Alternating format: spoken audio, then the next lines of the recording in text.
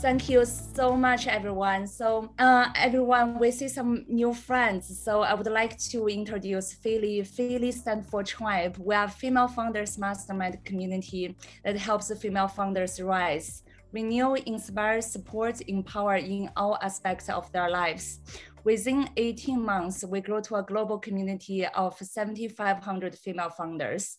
Right now, we have 80% female founders and 20% corporate C-suite.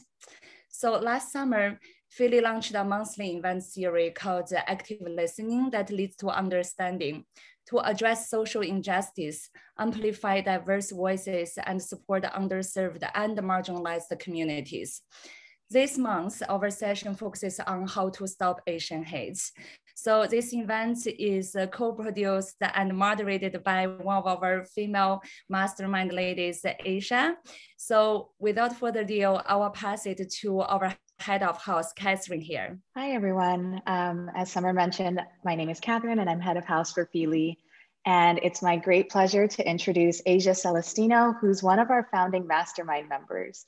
Azia is an on-air host, journalist, and SAG actor who currently anchors on Cheddar, the leading post-cable news media and entertainment company.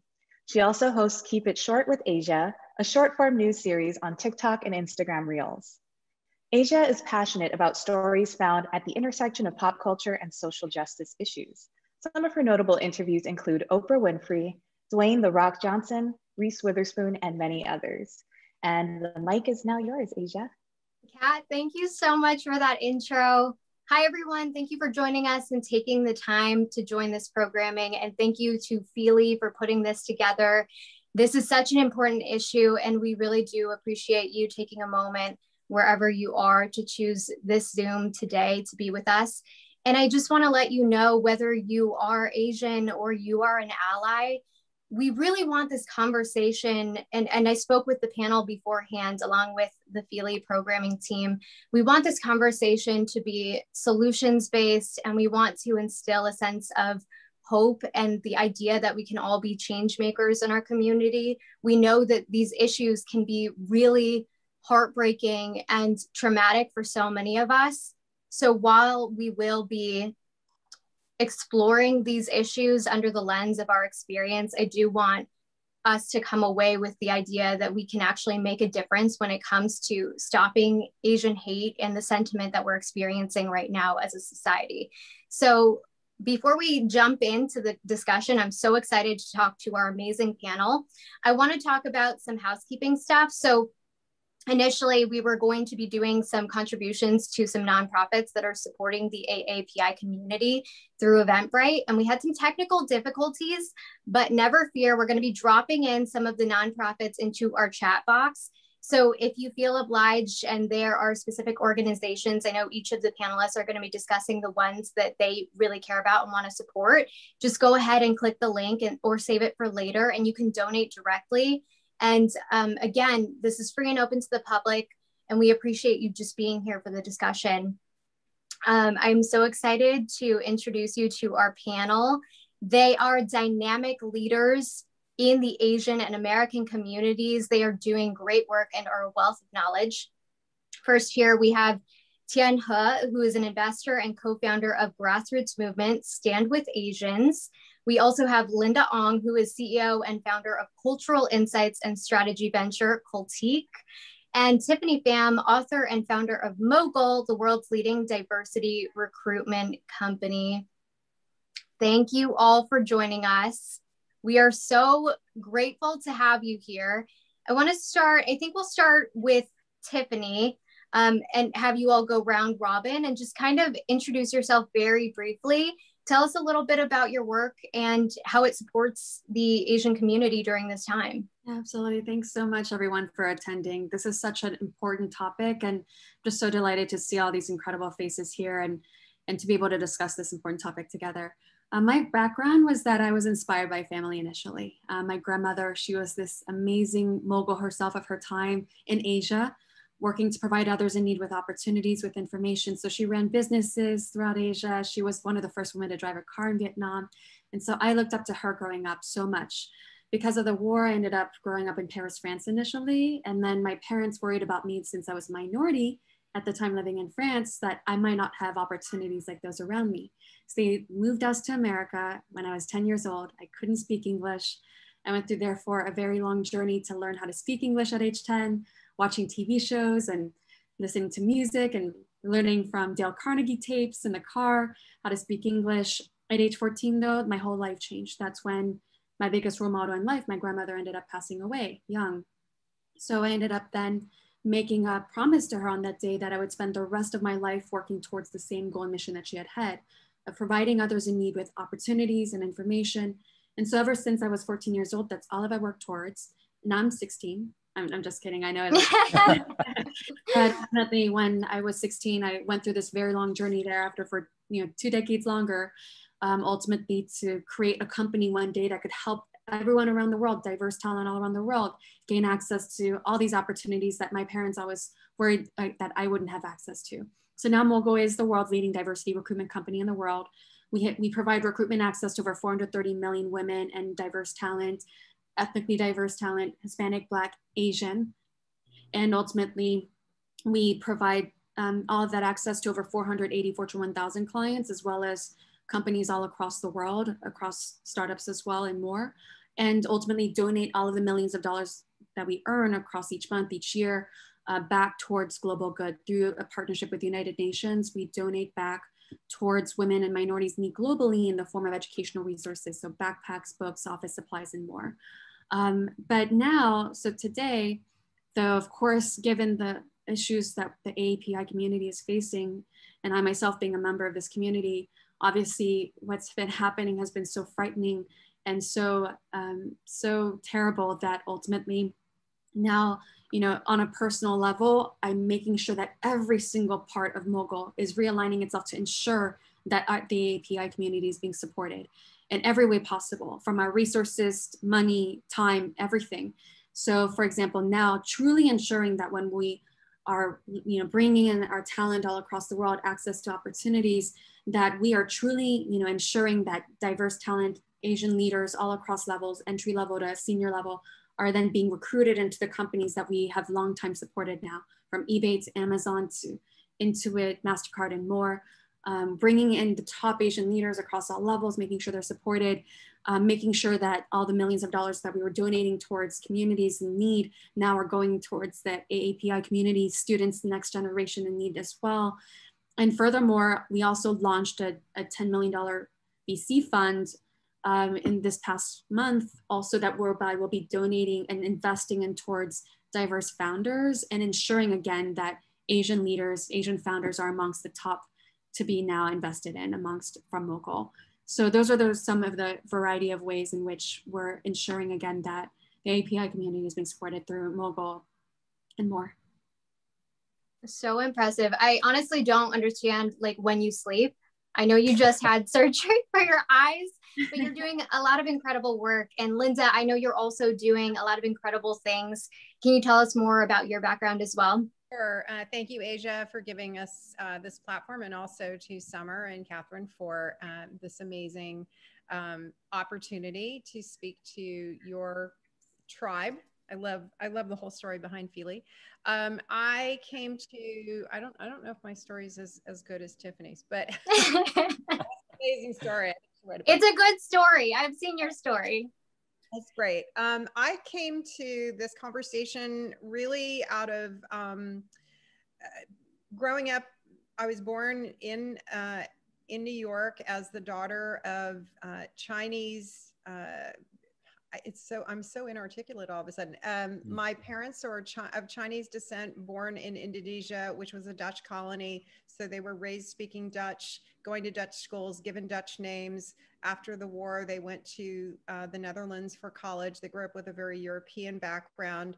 They got married in California, moved to New York, where I was born. And then when I was 7, my traumatic experience was moving to Texas in the 70s, where there were no Asians yet, pre the Vietnam War, where we had a huge influx of Vietnamese refugees in Texas. But being an Asian in the 70s was so rare at the time that the kids thought I was Mexican, and they just couldn't process. They just had never seen this kind of person.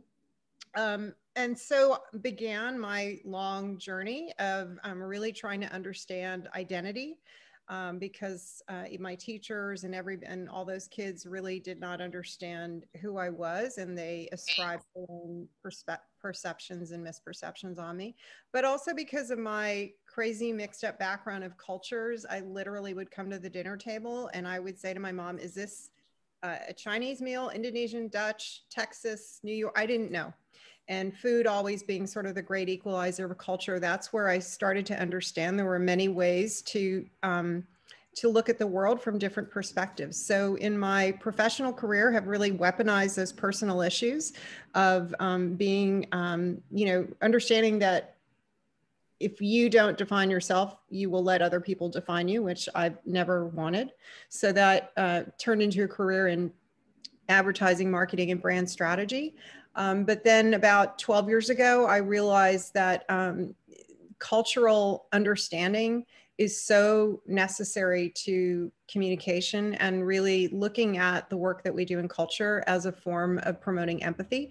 The work that we've done in culture, or that I've done over the last 12 years, has not been specifically in the multicultural space, although we have done a lot of work with different groups. But for us, culture could be the culture of soccer fans. It could be sci-fi fanboys. It could be working moms. All of these are groups that have specific ways of speaking to each other and understanding that audiences want to reach. So the work that we do, and I'm very proud to have my co-founder, Sarah Unger, and Megan Collins, who's our analyst on the team, and Annabelle Sin, who does a lot of design. You can check out our Instagram at cultique.co and see the work that we're doing, but it's all really to help facilitate understanding. So at this moment, I've never worked specifically with the Asian American community, but at this moment, how could I not? I know that you have done some diversity consultation, though, in the realm of entertainment and film and TV. So I think that's absolutely relevant. We'll want to touch on that in a bit.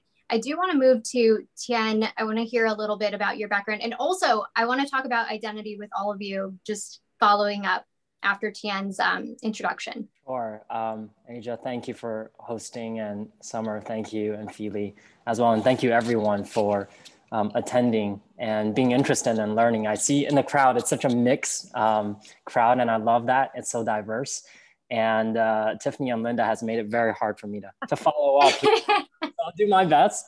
I think I'll start with a common thread, which is it seems like all of us have sort of entered into unknown territory when we were a young age. So I was born in Beijing, China. And for the first 10 years of my life, actually, my mom raised me. My dad lived in a different city. They were married, but they just happened to live apart. So I always grew up with a very strong, like, woman figure, female figure in my life. And when I was 10, we moved to the United States. And that was when we actually finally came together as a family and started operating as a family unit. We started off living in Tennessee, which is similar, I think, to a Texas kind of experience where it's like, okay, well, who am I? Like, where am I? I saw cows for the first time in my life. You know, up until middle school, I lived in Tennessee. And, you know, through the teenage years was very tumultuous, figuring out a identity. And, you know, bullied a little bit in high school. And also just try to figure out like my place. And actually for quite some time, I became very insular. And my thinking was, I was born in Asia, I'm Asian.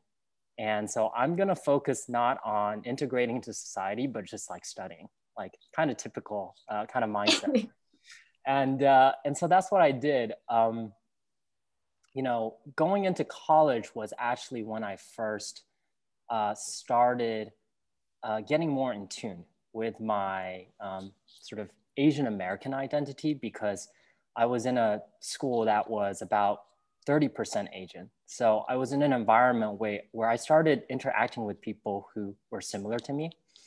And, you know, it sort of brought about, funny enough, a confidence that I didn't have before, simply because I felt like I wasn't different, that I could be more I don't have to explain anything for people to understand me.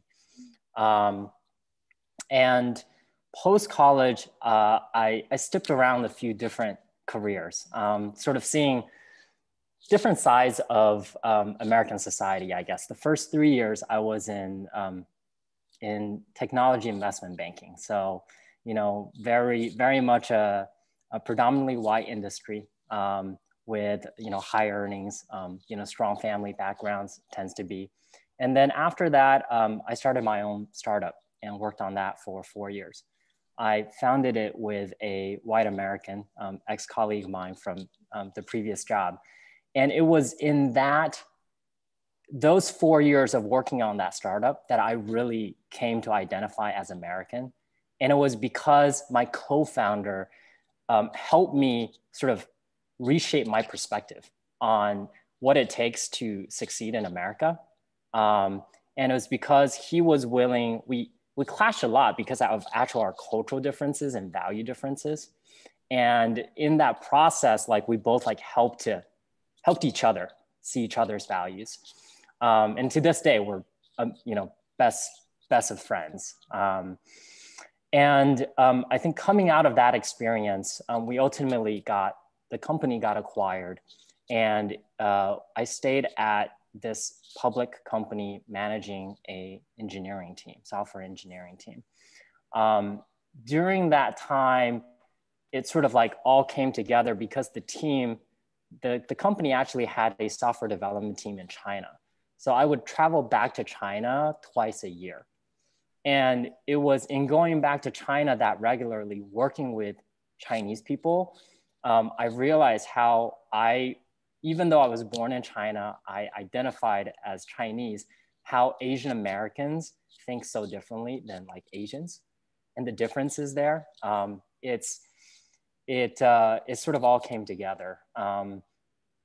And in sort of the past 3 years, I actually went back to my roots in Atlanta. So shout out to Erica, who I know is from Atlanta. And I've been working with my parents, helping them run the family business they started 23 years ago. And so now I've seen a different side operating a business in the South in a predominantly blue collar industry. And so I think my sort of own identity journey though sort of came into something bigger only about, I guess at this point, 2 months ago. It was end of February. I learned that a friend of mine was actually attacked in Manhattan, Chinatown, and he was stabbed with an 8-inch knife. He almost lost his life. There were 4 rounds of surgeries that were performed just to save his life. And it made me think a lot about, it hit so close to home that it made me think a lot about what I needed to do, not only for myself, for my parents, for my friends, and for my community. And so, you know, from there, I wrote a blog post, and friends started rallying around this blog post that called for action to work together and bring more awareness to the challenges facing the community. And over the span of about 3 weeks, we managed to pull off a single-day event that happened on March 26th that called for Asians to take a day off from work and learn about their identities, help their community. And we're very proud of what we accomplished there. I think Tiffany was a supporter of ours for that event. So thank you, Tiffany. And so and now we're thinking about, for Stand With Asians, we're thinking about more awareness for May and onwards. I think throughout this journey, very short journey, what I've realized is that solidarity and unity is very important, that one community's challenges will inevitably in some way become another community's challenges as well. And so that inclusion, diversity is super, super important. And so that's an area we really want to focus on, bringing communities, fragmented communities within the API community together, and then also outside as well. There are so many facets of your story, Tian, that I can relate to, and I'm sure a lot of people on this call can relate to. I think one in particular is your journey with your identity as an Asian and as an Asian American. So you had a perfect segue. I want to ask Tiffany and Linda about how you think identity has shaped your personal and also professional career, because I know for me, I'm third generation Filipino American. My parents are the children of my grandparents who came here first. My dad has never been to the Philippines. I don't speak Tagalog. I grew up in a predominantly white community in Southern California.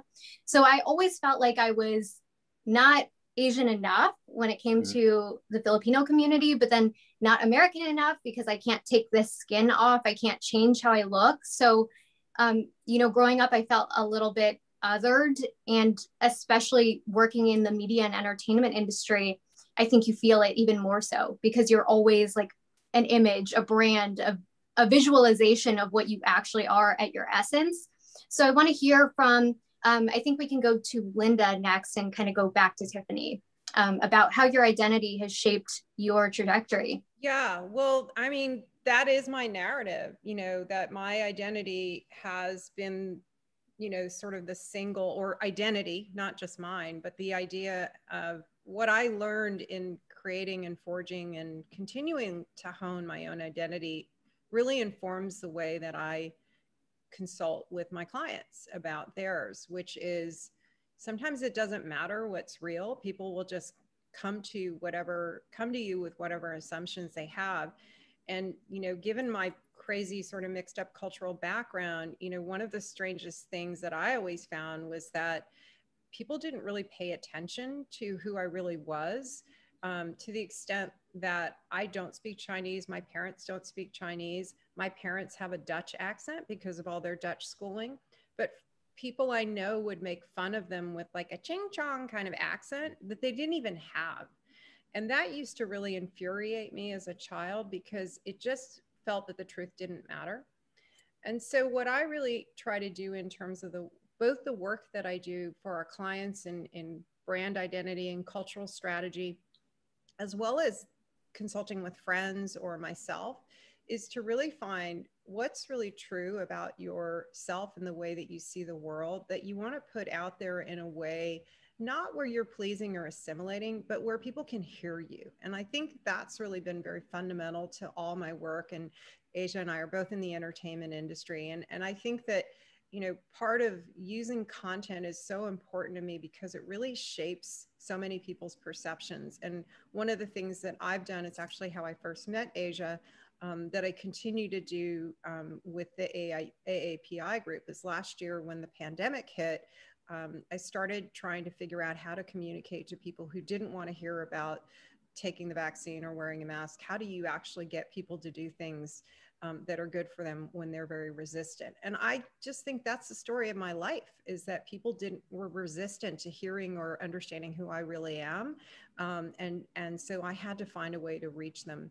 And lastly, I just wanted to say, you know, I spent a lot of time in Texas denying my Asian identity because it wasn't cool. I was bullied. I was beat up. I was made to feel, you know, that difference was a bad thing. And, you know, spent a lot of my time, my early years, trying to dress and act like blonde, blue hair, you know, blonde, blue-eyed Texans wearing the, you know, the right polo shirt and, you know, saying the right things. And then like Tian, I got to college, which is, you know, an awakening for a lot of people, and just kind of realized how stupid that was. So that for me has been a life's mission, is to help people really not only be comfortable with who they are, but make sure that people see them as they want to be seen. And that's a lot of the work we do in culture, is getting people to be seen and heard on their own terms. I love that. Tiffany, how about you? Yeah, thanks, Linda, for that beautiful story. I mean, and Tian, I mean, I love everything you're all saying, and I totally relate to it because my own journey was nearly the same. So it sounds like there's a big parallel between us all. Obviously, having grown up abroad and then moving over to the South here in America, and all kind of going through that same journey of finding our identities along the way after the move beyond the South to beyond perhaps college and onwards. So that's what happened to me. Was obviously like Asia, like you, I felt like the other. You know, I was not Asian enough, not French enough, not American enough. But those were all parts of my identity because I am Vietnamese, Chinese. I grew up in France. I'm a French, now US citizen as well, dual citizen. And then growing up here in America, I was like different than everybody else in Texas, Plano, Texas, where I initially moved. And so like Linda, I always, saw blonde, blue-eyed girls and wondered to myself, maybe if only I could look like that one day. And just had a difficult time accepting my own, combination of cultures and my own identity and what I looked like, how I talked, what my name was at the time. When I first moved to America, for example, I hated roll call. I hated roll call because I had an Asian name and everyone had wonderful American names and I had an Asian name and I was hesitated and always just dreaded the day, the moment when the teacher would call my name. So at around age 10, also like changed my name to an American one, Tiffany. And so it was always a part of my identity, this lack of belonging and this desire to belong. So when I went off to Yale, went off to college, went off to graduate school, ended up being exposed to so many others who also felt like the other, that then, it helped me to realize that we all belonged. And so as a result, then, again, it became a part of my identity now in the form of my mission. Because I'd made that promise to my grandmother, because I experienced what I experienced throughout Texas to college and onwards, then I started wanting to always feel like I belonged and help others belong. So I ended up entering the media industry myself. I ended up producing musicals and movies and TV shows and always behind the scenes on the business side and leveraging the platform that I had from the business end to then be able to support the community by inserting them as talent within what I was producing, for example. And then when I started launching Mogul years later, all of a sudden I was in an even bigger position to really enable that, through a variety of ways, through not only the recruitment of these talented leaders all across all these positions, but also now to be able to leverage the money earned now in a variety of ways as well, through donations towards the next student's generation, to now invest in entrepreneurs. And even coming up next is a film fund whereby, again, we'll be able to leverage the resources earned to now be able to invest and ensure that diverse talent is being cast into films and TV shows and more through our resources. And then from that came this final kind of unexpected twist, which is that because of Mogul's ongoing impact and success and trajectory, then I started being asked myself as an individual to now perhaps be the ambassador for, in the face of, for example, this year, the face of Lexus, which is some big breaking news item this week and next week, or different other brands, Bumble and Amazon and eBay, et cetera, all started asking me to be their face of, their brand for their latest campaign, et cetera. Or I started being asked by different publishers to publish my story in the form of books, et cetera. And as an introvert and as a very private person, I actually would always say no or hesitate from doing so. But then I would think back to my younger self and how, again, because I was so young and I never saw examples of my own self on the screen or in books, I didn't feel like I belonged and I hated the way I looked. And then I would think of that moment. And so I always say yes. So now today I always say yes. And I just hope that, as a result, I can help impact that next girl that looked like me when she was 10 years old and help her realize that she belongs. Congratulations. It is so important. Representation is so important. Honestly, I don't think I would be in this career trajectory if it wasn't for seeing Vanessa Manila, who was half Filipino, on TRL. So it matters so much, even just seeing someone who resembles you or whose background you can relate to. It just makes such a difference. I do want to pivot to the issue at hand, which is the rise of anti-Asian sentiment, anti-Asian hate, the crimes that we're seeing across the country that are also not being classified as hate crimes in every situation. What do you think? And I think that it's important we talk about what we think is behind this, because there are probably a lot of different layers to how we can solve it if we know what the cause is. So Tian, if we could start with you, and I know this is deeply personal to all of us, but especially you having your parents' business in Atlanta during the attacks and also having a friend attacked in Manhattan. Yeah, it's such a deep and complex issue. I wish it could just be simple and it's just one thing and then that's it. But clearly it's not. You know, Asian Americans, I think as a group has been viewed as a threat in some level for quite some time, actually, dating all the way back to the 1800s when we first entered America. So I think there's been an undercurrent of xenophobia, but I think the recent rise, I think there's like three things I can think of. One, words actually do have a really tremendous impact, right? Like it's why media is important. I remember, you know, it's funny for in 2016, I remember at the dinner table, we were at with a close family friend, and my parents' generation, they were actually all supportive of Trump. And they said, oh, he's just saying words, it's not gonna hurt. And I think 4 years later, we see that like words actually do have a tremendous impact. And things like labeling COVID as the China flu, like clearly put a target on the Asian American community. I think that's one side. I think the other is this confluence of COVID actually made a lot of things worse. There's mental health issues that's going around, like outside of the AAPI community. And, you know, a lot of people who like social interactions could have helped be an outlet for things that got taken away. And I think, you know, there's an element there. And then I think the last part is, look, especially I think some of the attacks on the elderly has been youths. And, you know, that's probably, I think, related to schools not being in full session, right? You know, so I think it just so happens that the catalysts there was going to be, if it's not us, it would have been another group, you know? And I just think that the catalyst happened to have put the target on the API community. Look, they're all good points. I hadn't even thought about the idea that school and the lack of in-person learning at this point of the pandemic may be fueling that. Linda, I also want to hear from you about, in your experience, in your work, what you may think is behind a lot of the sentiment.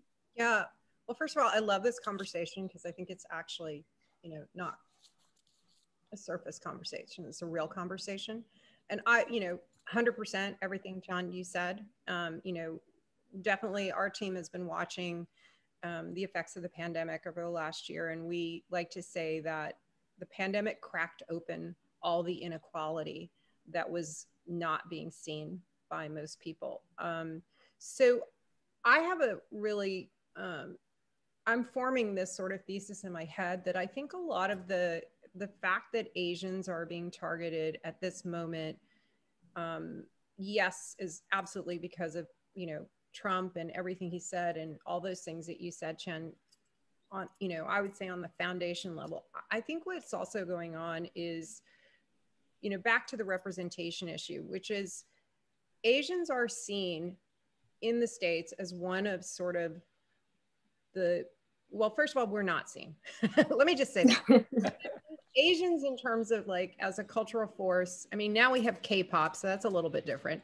But in America, Asians are really an invisible class. And, you know, we all know about the model minority and all that. But I think what's happening here is really interesting. If you think about people being very desperate because of the epidemic, because of the economic uncertainty, because of everything that everyone knows, that to pick on Asians who are invisible and already seen and represented largely as a very meek underclass in, you know, sort of the pecking order of race and society. And then on top of that, not only is it the meek that people are picking on, in a lot of cases, it's the elderly. And to me, what that says is if you're going to go pick at the weakest, you know, subgroup and the oldest in the weakest subgroup, what I really see is people in this country are really desperate, and that it's the lowest hanging fruit to just pick on something that you think will not fight back. And so I think that unfortunately is a very sad statement about both America, but also how Asians have kind of let this submissive, meek, invisible, don't speak up for ourselves. You know, this moment I think is a reckoning for the Asian American and AAPI community, in that we all know if you're Asian, you know why we haven't spoken out, because culturally we're like, keep your head down, get good grades, you know, don't ruffle feathers, do well on your SATs. But even that sensibility has had a very negative impact, in that, especially when you talk about East Asians, different than, and I've written about this, the difference between East Asians and South Asians and Southeast Asians when it comes to cultural, but East Asians in particular, who seem to be more targeted in this moment, don't do as well in the corporate, you know, organizations, aren't typically the CEOs. There's more South Asian CEOs and Southeast Asian CEOs than there are East Asian CEOs. And so I think there is just a culture for Asians in America. There needs to be a cultural calling to action, that it's important to speak up. It's important to not just get good grades, but succeed in life, succeed in corporate organizations. And that requires mentorship, that requires conversations like this, that requires community, it requires a lot of things, but it also requires a commitment on an individual basis. And not to say that Asians need to do all the work, because we all know how that goes, but we do have work to do. And that's why I've spoken out. And that's why I've been really trying to encourage people to share their stories. Last thing I'll say is I just had dinner with a very educated, high-level executive in the television world who said, I've worked with Asians all my life. I had no idea there was racism. Literally said that to me. That's a problem that only we can fix. All good points. And yeah, I think back to, and I don't know that this is necessarily related, but something that's been nagging at my brain. If you've seen the movie Get Out, in the movie, when they visit Allison Williams' character's home, and if you haven't seen the plot, look up the plot. But essentially, it is full of white people who are masquerading as these really nice liberal Americans. And I always think of this image as a barbecue full of white people. And there was one Asian guy there. And I can't get that image out of my mind, because I remember even when I saw the movie, thinking about all of the different messages about race and who is complicit in racism. It hurt me that Asians were also put in that image, because I thought to myself, look, we experience racism as well, just in a different way. And at that point, I think there wasn't this attention on the issue because of a lot of the different factors that you just listed, the cultural differences within the Asian community. There are just so many different nuances and history, and again, so many layers that I think we haven't experienced a unified front until this point. So a lot of things to delve into there, but the way that America sees Asians as the model minority, a huge part of this. Tiffany, I also want to get your thoughts though. Sorry, I went off on a tangent because that was one of the images that I just can't shake from my brain over the course of these attacks. No, absolutely. I mean, I've agreed with everything that you were all saying. And Linda, I loved your point about, us being just as responsible for speaking up as everyone else is supposed to, obviously be supportive of all respective communities. So it's a two-sided effort. And the reason why I'm just pondering that thought is because of my realization of how difficult, though, that had been in the past. And one of the ways is that we're able to address this now is through education and coaching and training of how to respond when you're undergoing a racist incident or, scenario in which you find yourself under attack. For example, even before this had occurred, all these latest attacks and this wave of hate crimes over the last few months, about 6 months ago, I think, I myself experienced a racist incident with my mother. We were waiting for the elevator in a luxury building here in New York. So a very nice building with very nice people, or so I thought, very nice tenants. And then my mother, I think, went in the elevator with me. And then we were just 2 people, and our building had set a limit of just 2 people in the elevator at a time because of virus regulation, et cetera. So we went in, and then on the next floor just below, more tenants tried to enter. And then a couple of the tenants were like, oh, no, 2 people. And then my mother at the same time kind of repeated the same thing. Yeah, just 2 people. Very sweetly. She's such a sweet, nice, meek lady, you know, very, very sweet. I shouldn't have said meek. She's just shy and quiet. But ultimately, then one of the women, for whatever reason, then in the floor below, all of a sudden got very angry. And again, lowest hanging fruit was just like, go back to China. Like, just started yelling like, oh, just go back to China, in response to my mother, who was just like following the rules. And that was like the first time I ever heard that being said in front of me, to myself, to my mother, ever. And obviously, it being 6 months ago was just before kind of that attention on us in the community. So I just remember being so flabbergasted and not knowing how to respond, but just saying out loud, like, that is so racist. And that being really kind of the only thing that I knew how to say, like, that is so racist. And as the elevator doors were shutting, I said, I'm going to report this to the building management. That's all I could think to say. But then, of course, as the elevator goes down, my mother was like, don't say anything. Don't say anything. Don't report it. Like, just keep quiet. Just keep your head down. And, you know, and that was the difference between us. And that day, literally, was like so symbolic, because a friend of mine, Sonia Rao, you may be familiar with, she's a musician.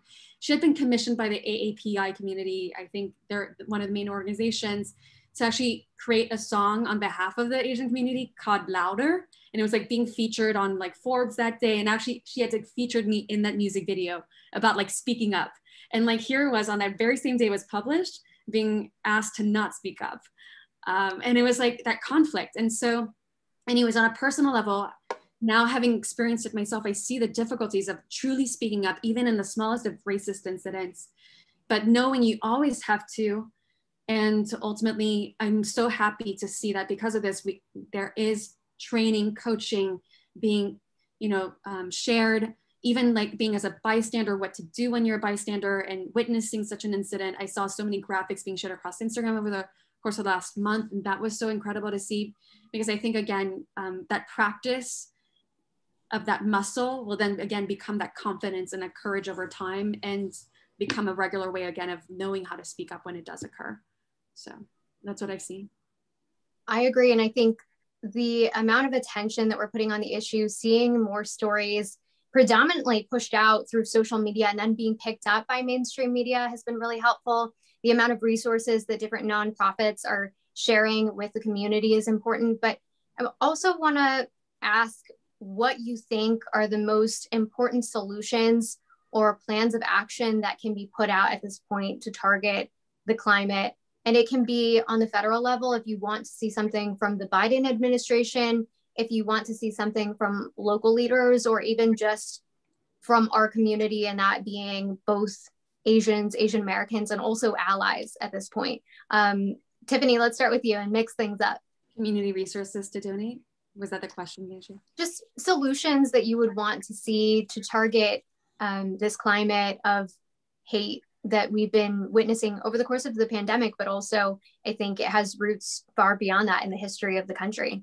Yeah, absolutely. I mean, I think there are so many different ways in which to address this issue, but first and foremost, I think one of the big answers we've been saying to each other today is like the word representation, like finding ways to enable representation across every aspect of, you know, whereby it's important to have representation. So in the media, in the news, in movies, in music, in culture, in pop culture, enabling each other, supporting each other, all collectively, again, to ensure that representation is there. Representation and speaking up inside your company and your workplace to ensure, again, diversity of perspectives and diversity, you know, racially, gender-wise, et cetera, equity is being represented all throughout the organization as well, because that too will help our community on a tactical level as well. And subsequently ensuring, again, that there's ongoing training and education, not only across our own community of, again, how to respond when such an incident occurs, but actually ensuring that the incident doesn't occur in the first place by educating and training and helping, again, the fuller community worldwide, across the US and more as well, again, to understand more about belonging and inclusion and overcoming unconscious biases and not responding, at this time with such hatred during a time when there's a difficult moment in this world. So I think there's a number of ways in which to address this in the long term. In the short term, I hope that we can all donate at this time towards, of course, the funds that are being at this time launched to support the Asian American Pacific Islander community. I've just seen such beautiful examples of that. Obviously, we all, I'm sure, are familiar with the incident in which an elderly Asian woman was kicked in the head over and over again in front of a New York building just nearby us all, I'm sure, for those of us located in New York. And over $3 million was raised, I think, for her, or several $1 million was raised in response to the incident, donated to her. And what did she do? She donated it back towards the community funds. So, I mean, that's so beautiful. She's the very person that we were all raising for, and she donated it back again so it could be spread even more. And I hope that's all an example we can take for each other and again, in supporting these funds in the community. Linda, how about you? I'm interested here, solutions that you would want to see right now. And again, it can be, something that everyday people can do. If you want to see something as far as like the Biden administration or on a government level, solutions you want to see right now. Sure. Well, I would say there, first of all, everything you said, Tiffany, yes. I think there's two angles that I'm particularly interested in. One is the representation issue, specifically in content, because those are the clients that I can affect. Those, our team really is very focused on the entertainment and media world on every platform. And I'm going to be speaking to, streaming platforms, original content teams to help them not only understand that they need to put more Asian faces on camera, but and behind the camera, but also what they need to do when they get there, right? So that it's not just more meek representations. Or my favorite thing to attack is the dragon lady, the hypersexualized Asian woman, which, to Tian's point, has existed in America since before even there were Asian women in America, because that's my dog. In the 1800s, Asian women were prohibited from coming to America. Even though the men were coming here to build the railroads, Asian women were considered prostitutes. So before there was even an Asian woman who had set foot in this country, she was sexualized. That to me is centuries we have to undo. And so I really challenge the content creators that I speak with in the industry to think about what are new archetypes, what are new ways that they can represent Asian Americans and especially Asian women, which obviously, with the sexualization of Asian women came the demasculization and emasculization of Asian men. So those two things go hand in hand. But I think that, okay, I'm an Asian female CEO. Where are those on television? You don't see those anywhere. Where, we see the doctors and we see sometimes, tech people that are Asian. But like the other thing you never see are the low wage workers unless they're completely sexualized. So my second point, which is related to all of that, is we have to be able to have a voice, call attention to government, whether it's local or federal, that when you have an event like 6 Asian women getting shot in massage parlors in Atlanta, that isn't a hate crime, that is a hate crime. And the fact that it has still not been classified as such, that there's still a debate, to me is in violation of everything we understand and know about the history of Asian women in America. And they were targeted, and he had a sexual addiction. Guess what? Asian women are part of that sexual addiction because of the way they're represented in America. So whatever we can do to make sure that hate crimes are called as such, I think is incredibly critical, because then once again, we're being seen as invisible. It's so important. And I think the key to what you and Tiffany both described with representation is making sure we're dispelling a lot of the damage that has been done in a lot of stereotypical roles.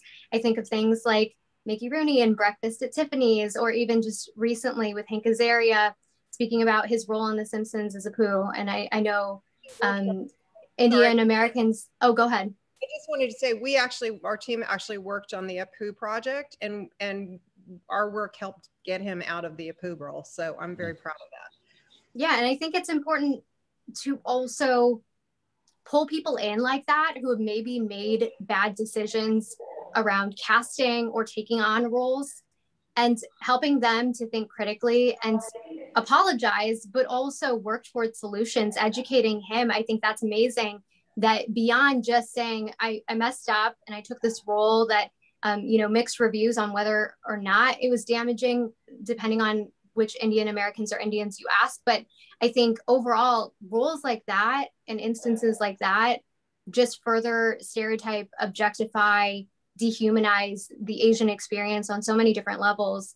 And having allies in our corner that have experienced mistakes and are willing to address them in a constructive way is so important.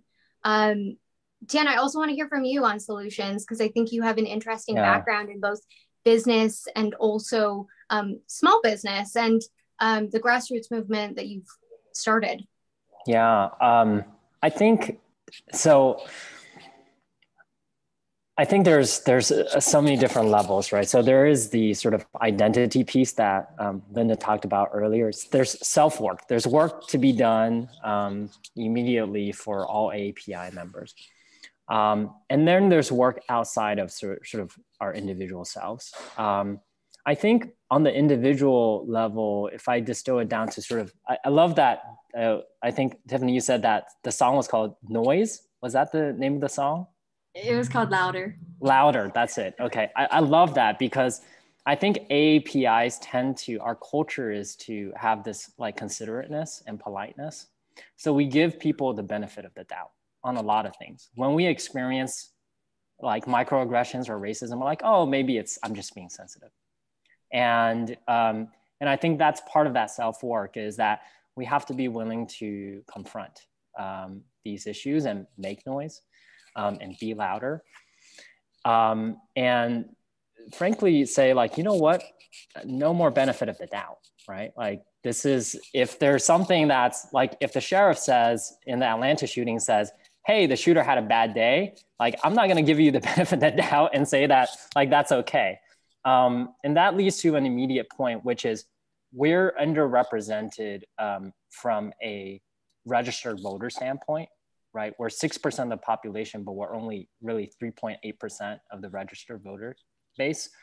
But that takes some time. That's long term. Immediately, what we can do, even if we haven't registered to vote, we can make more noise to hold elected officials like sheriffs and district attorneys accountable. Right, we can do, like, for example, there was a recall effort in San Francisco, right, for the DA in San Francisco, because a lot of the attacks were perpetrated by folks who actually had incidents previously, and they were just released, right? Very quickly detained and then released, detained and then released. That's policy that can be affected right away. And I think long-term, there's so many levels. I think leadership is very important for the API community, for any community. We need leaders to step up out of their shells, leaders like Tiffany and Linda, and say, you know what, I'm willing to like take on this initiative. And growing that leadership group, mentoring, that takes a long-term effort, but I think that's just a critical part of what we need to grow for our community. I think the other piece I recently think about is in talking with friends, they say, well, how do we reach out to folks who maybe grew up in the Midwest and they've never really been exposed to Asian Americans? And I just wonder about, that's a really good point, right? Like some of it is just ignorance, and And when you have one conversation, right? Like I had my preconceptions of maybe like my customers, right? But when I talk to them and some of them are strong Trump supporters, I'm like, this is not a bad guy, right? I'm more than happy to have dinner with him, invite him. We may have some differences, but if you can have those conversations and build that cultural awareness and build the relationships, even on a one-on-one level, I think it helps tremendously in alleviating any sort of like escalation. So I wonder, we have classes on US history. We have classes when we're going to school, like impacting youths is really, really important. What their impressions, what their values are, you know, school gives them a part of that. And I just wonder, do we need to introduce more cultural diversity courses into our schools? Is that something that at a federal level or at a state level that governments can do? And the media part is absolutely important, you know, especially just across all age groups. But for youths, I wonder about mentorship and I wonder about education. Education, huge. I think it has been evident that the way that US history is taught leaves out so many of the stories and challenges and traumas that are important to learn about from a number of different perspectives, whether we're talking about African Americans, Black Americans, Asian Americans, Hispanic Americans, all of the minorities that have built the fabric of our country. And I think part of that is educating ourselves, whether you're Asian or you're an ally, taking it upon yourself to learn our history from a different perspective that may have not been taught to you in school, putting recognition where it's due and giving credit to Asian contributions, knowing that an Asian, I believe Asian American, if not Asian, businessman created the N95 mask, that Asians and Asian Americans literally create the uniforms of our law enforcement, of our firefighters in New York.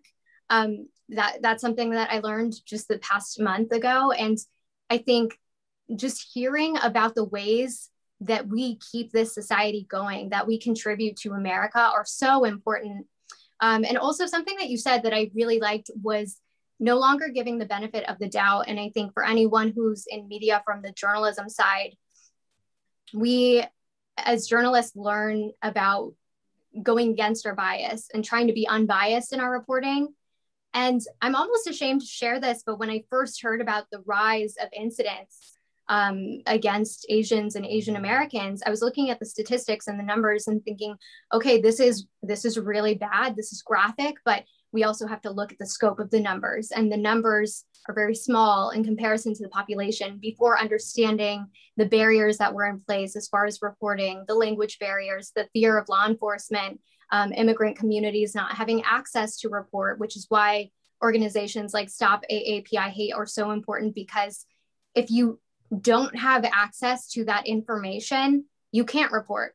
And also that comes back to the inclusion that we need to see in not only representation on camera, but also in our newsrooms, in our offices, in our boardrooms, in our decision-making areas of the workplace. There needs to be a diversity of thought with not only Asian Americans at the table, but a wealth of different backgrounds and experiences. And I think something that I would like to see is more incentives on the federal level or the government level that encourage businesses to promote equity for all backgrounds. And I think that would have a drastic change, because we know money makes things happen. It makes the world go round. And that is something where I think everyone on this call could also make a difference. If you want to support a small business that is Asian, spend your money and go directly to them. Don't go through one of the food platforms, spend it directly through them, especially during this pandemic. And also when we do get the representation, right? When we see someone who looks like us, or we see someone who looks like us directing or doing something creative, whether it's in movies and TV, sports, music, whatever it is, support them. Go to the movie, pay for the $30 ticket on Disney Plus, promote it, tell your friends about it, share it on social media. It's as easy as that, because money translates to decisions, and it tells people we have power and we are here, we're seen, we make a difference in this community. And it is so important. And I think sometimes people don't realize that.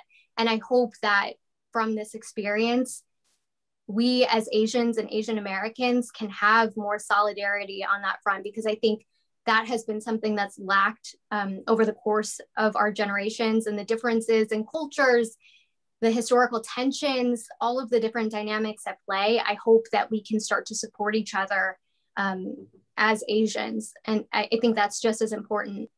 I went on a diatribe for a second there. That was a lovely diatribe. Yeah. I do want to open things up though, because I have a lot more questions, but I've been seeing some notifications in the chat. If anyone wants to share an experience or ask a question for the panel, happy to take those questions now. And maybe Summer and Kat, if you've been able to see kind of the stream and you have some that you're ready to pull up, we can do that right now, because I know we have about like 15 minutes left. So hopefully we can get to those. I would love to add something if I could, but I know that Tian also wants to say something. So I was going to cede the floor to you first. No, go. It's not that important. Go ahead, Linda. I'll give you a minute. Maybe we'll come back to you.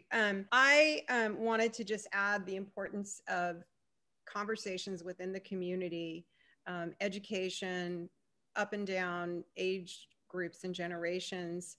I had a really crazy incident happen to me that I wanted to share with you all, because I think it shows the complexity and why we also need to educate our own community. So it was Chinese New Year, first night of Chinese New Year, and I went to go pick up my takeout from the Chinese restaurant, and it was really crowded outside because it was Chinese New Year. And there was a white guy in front of me, and middle-aged, and he looked around, and he was really confused why it was so crowded.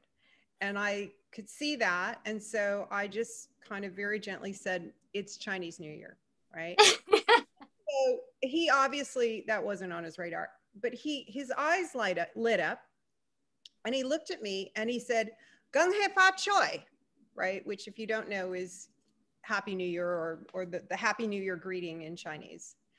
And I said, thank you.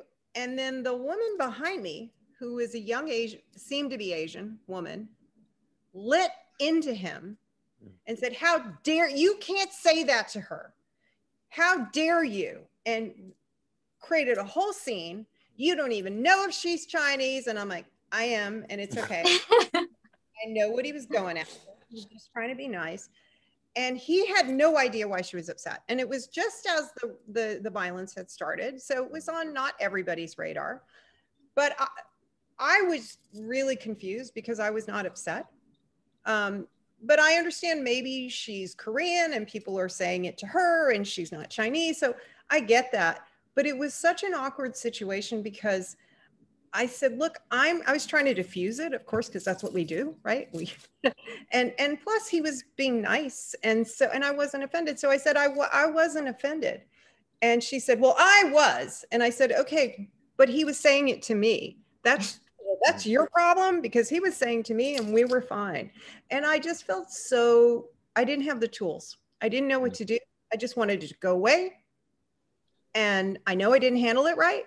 I slunked away with my takeout, but I think it just shows how, she was, who knows, she may have been the victim of an attack. I don't know.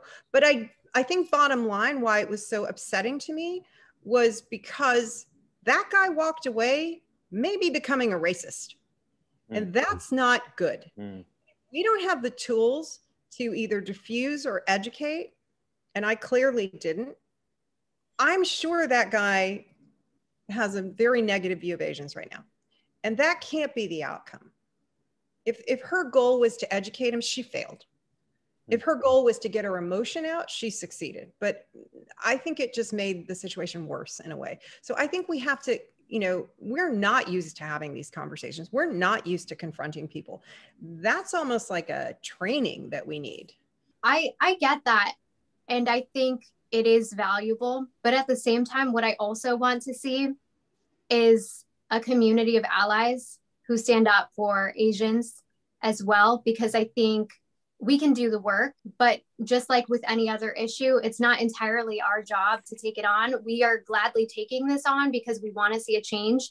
But I think it is up to allies to have uncomfortable conversations with their friends, their parents, their brothers, their sisters. If you see something, say something. If something doesn't sit right with you for some reason, this is an everyone issue, by the way. It's not just an Asian issue, because if any segment of our population is being targeted, no one is safe. And it should be an everyone problem. So I think it is valuable. We should absolutely try to arm ourselves with the resources and the information to best handle ourselves in situations and do it in a way that's constructive. But I would also like to see less of the burden on us as an Asian community and see more people who care about us, who have Asian friends or maybe Asian family members, that even people who maybe are Asian that don't look Asian, that are white passing. I think of someone like Olivia Munn, and I love everything that she's doing with her voice and her platform, because she could very easily be like another celebrity who kind of just fades into the background and doesn't own up her Asian ancestry. But I want to see more people like that who don't necessarily have to have skin in the game, but do. And I'll follow up on that point that you brought, a great point you brought up, Asia, is that we have to do the same, is that we have to be, as a community, willing to stand up for others when they are also facing challenges. 100%. Again, I think any time where we're seeing hate thrive, especially under the pandemic and the economic pressures that everyone's experiencing, we have to nip it in the bud, and we have to take some action. And I think that everyone on this panel is doing that with their platforms and the work that they've done in such a short period. And I know I speak on behalf of Feely, we are so grateful to count you among us on this panel and to have your voice and share it with everyone.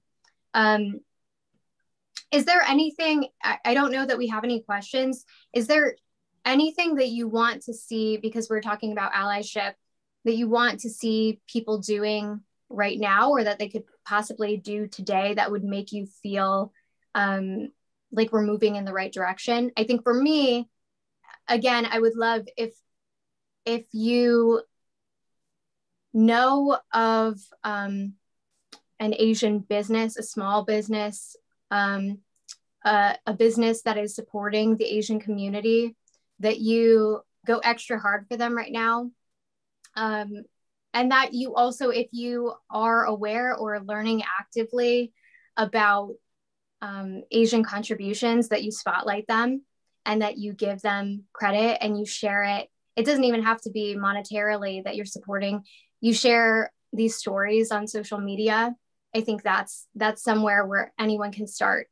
And you don't have to be Asian to share them. I think to get the word out about everything going on, and not just, violent or traumatic news. I know everyone is under the weight of so much during this time, but even good stories, stories of people that are doing great things in the community, people that are making strides or just celebrating wins. I think anytime you can give the spotlight to someone who is Asian during this time can make a big difference. Let's start with Tiffany. We haven't talked to Tiffany in a while, just as solutions or things you want to see allies do right now. Well, I think the dark background I have is starting to take, I'm like disappearing. But ultimately, I mean, I've loved everything we're saying, Asia. I completely agree that it's not just on us. Of course, our training, our coaching of ourselves, and in terms of how we respond to incidents is important, but definitely excited to now have allies participate in that support, and doing so by continuously, speaking up when they say something, standing alongside us when we're under attack in the streets, in the workplace, online, and sharing that support with their own networks, so that ultimately that trend will form itself into an ongoing movement, and that movement again will continue to become then the norm. So that's what I hope for. And I thank everyone again for being on this call today, because that means so much. And it's just the start. Linda, I want to hear your thoughts for allies. I really have found that, and I love everything Tiffany just said, I really have found that my own friends don't really understand the microaggressions and the racism that has been swallowed by this community. And so the work that I've been doing has been to encourage people to share their stories and to encourage allies to invite people to do that if they're comfortable and to make space.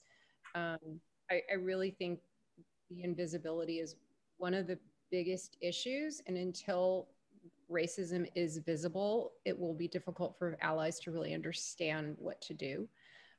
So I think that is one of the biggest things, because as I've shared my story, I mean, the weird thing for me was when I heard about the Atlanta shootings, of course, it was tragic. Of course, I was shocked, but I didn't take it personally until everybody in my circle who was not Asian reached out to me.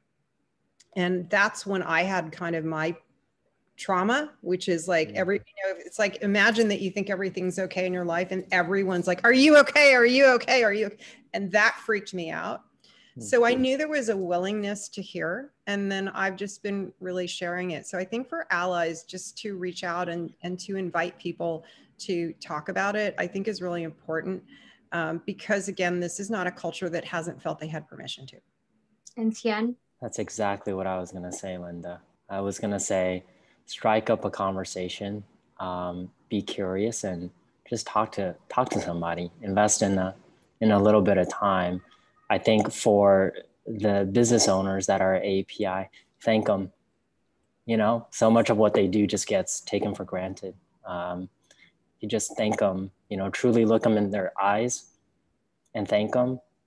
And I think, you know, even that alone could mean a lot. So yeah, it comes down to understanding each other and hearing each other's stories. And some other ways that you can support the community, some promotion here for our amazing panel. Tian, investor and co-founder of the grassroots movement Stand With Asians. You can see what they're up to and all of the different campaigns that they will have on the way. Linda Ong, again, CEO and founder of Cultural Insights and Strategy Venture Cultique. I highly recommend a follow on Instagram. Every post will make you think. Tiffany Pham, author and founder of Mogul, the world's leading diversity recruitment company. Have been following Mogul for years. It's an incredible platform. Definitely give them a look and check out their website. Thank you all for joining this panel. Your perspective is so valued and so important. And we really, again, from the Feely team, appreciate your time. And for everyone who joined the conversation, thank you for listening and for being willing to hear about this issue. I know that we can all make such incredible strides together, and conversations like this are just moving the needle that much more. So thank you, thank you, thank you. Thank you so much. We're just so grateful. So Tian and Linda, I know you have been so busy, and Asia is actually overbooked for her new schedule throughout the entire month. And Tiffany is actually still recovering from her surgery. So I think some of the close friends like Asia actually knew I had some past traumas about sexual harassment because I'm Chinese. So every time having those kind of conversation makes me realize I still need to heal, but also having those kind of important conversation made me feel like I see hope. I truly do. So again, we're so grateful. And I just dropped the links for donation. One is Stop AAPI Hate. Another one is Next Shark News. And also, Feely has been doing 2 public events per month, and both are dedicated. One is for underserved and marginalized communities. Another one is to bring on a great female leader. So this month, we brought on Dr. Su Xu. She is a managing partner of Amino Capital. So this one is free as well. So ladies and gentlemen, we look forward to seeing you soon again. And hopefully you all walk away with some wisdom we learned from our amazing panelists. And again, thank you so much. So enjoy the rest of your evening. Bye, everyone.